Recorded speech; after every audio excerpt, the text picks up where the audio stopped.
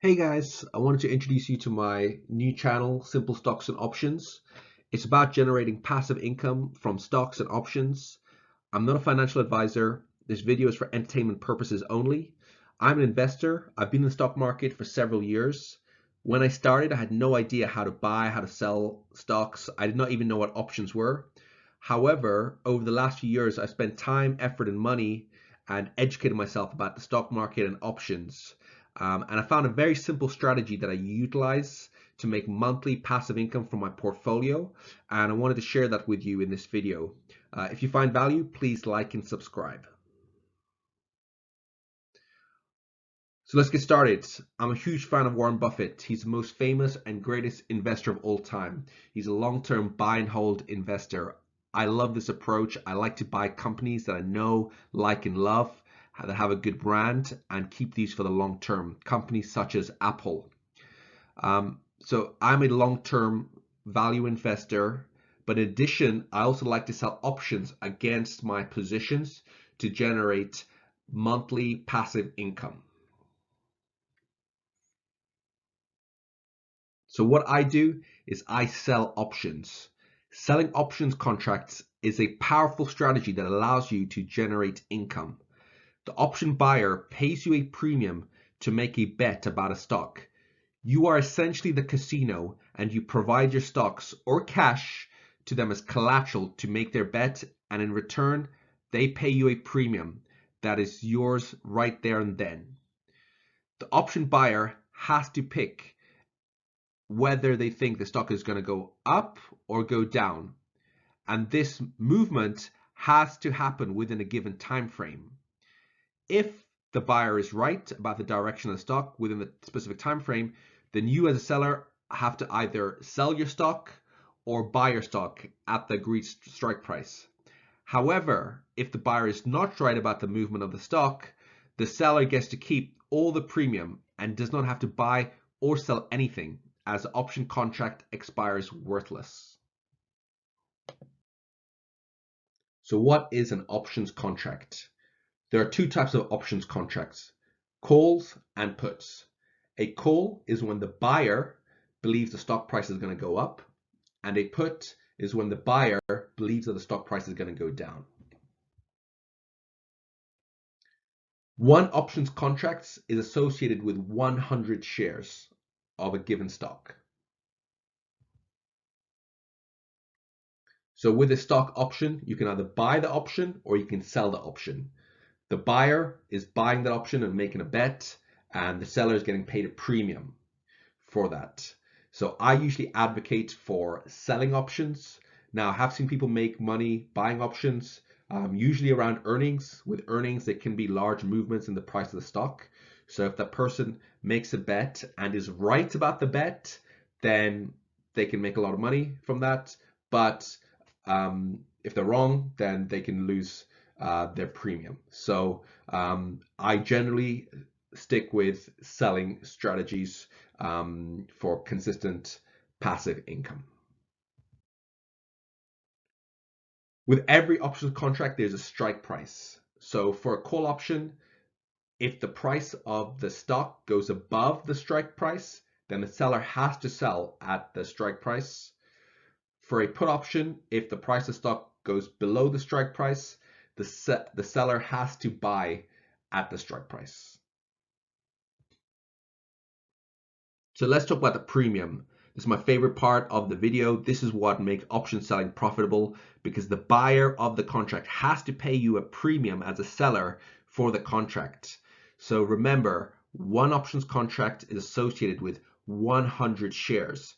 So if, for example, the premium is $1, then you have to multiply that by 100. That's $100 total. If the premium is $1.5, then you multiply that by 100. For one contract, that's $150. And this premium is yours no matter what.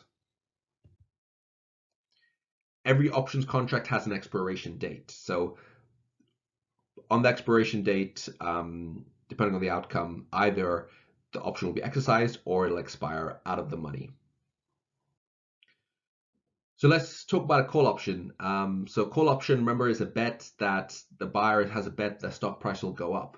So the definition of a call option is a call option gives the buyer the right but not the obligation to buy a stock at a specified price within a time period. So let's see what that actually means.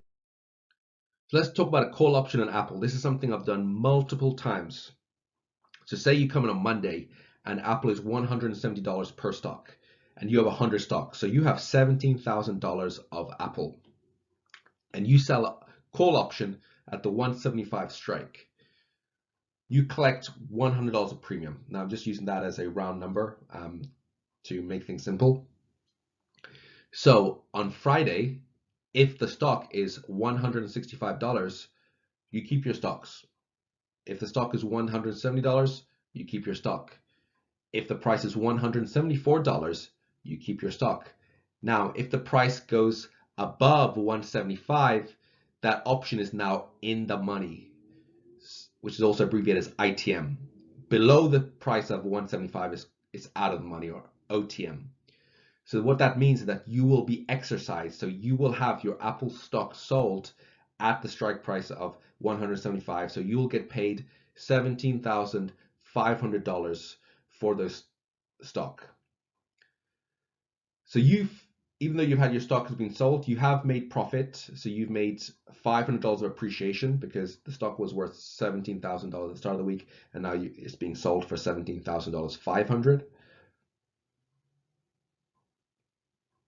And you're also making money from the premium as well. So if you had $500 of appreciation on the stock plus $100 of the premium, that's a total of $600. So you've been profitable. Now, even if your option goes into the money or goes above the strike price for a call option, you can actually roll this options contract. So every options contract has a time value, and therefore what you can do is actually roll it out to a time further out. You can roll out further out in time and pick a higher strike price.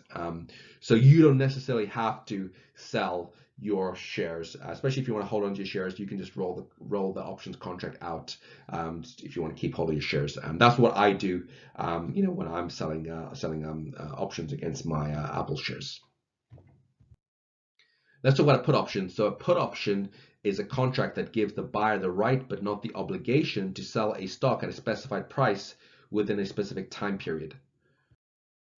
So let's talk about example of a put option. So you come in on Monday and Apple is $170 per stock. Usually when we sell a put option, we'll pick a strike price below the current price. So say we pick a 165. So 165 times 100 shares of Apple is $16,500. That's the amount of cash that we're gonna have to put up as collateral for this trade. So you sell a $165 strike, you collect premium. So again, to make it simple, let's say $100. Now fast forward to Friday. If the price of the Apple is higher, say 175, nothing happens. The contract expires worthless. If the price is about the same, 170, nothing happens. The contract expires worthless.